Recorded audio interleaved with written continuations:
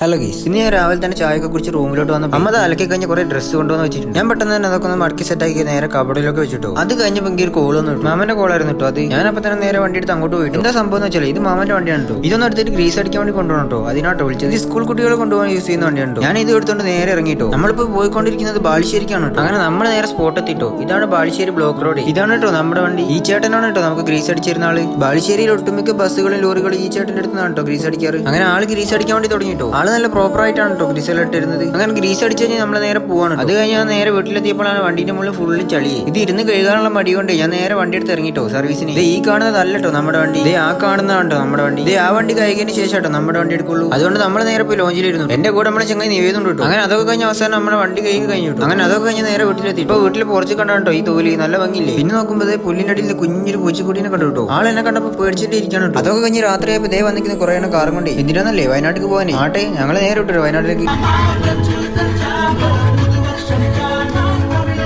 ഞങ്ങൾ ഇതേപോലെ നല്ല പാട്ടൊക്കെ ഇട്ട് സെറ്റ് ആയിട്ടാണ് പോകുന്നത്. ഞങ്ങൾ ചെറുതിലിരുന്ന് കുറെ നേരം സ്പെൻഡ് ചെയ്തിട്ടു. ഈ ഒരു ലുക്കിൽ വണ്ടിയാണ് നല്ല ഭംഗി. അതൊക്കെ കഴിഞ്ഞ് നമ്മളവിടെ നേരെ വിട്ടിട്ടു. ഞങ്ങൾക്ക് അവിടെ 1-2 സ്ഥലങ്ങളിൽ പോകാണ്ടായിരുന്നു. വിശന്നപ്പോൾ ഞങ്ങൾ അൽഫാം ചപ്പാത്തിയും കഴിച്ചു. അങ്ങനെ എല്ലാ പരിപാടിയും കഴിഞ്ഞ് ഞങ്ങൾ നേരെ വീട്ടിലോട്ട് പോയിട്ടു. ഇപ്പൊ സമയത്ത് രാവിലെ 4 മണിയായിട്ടു. അപ്പൊ ശരി എന്നാ.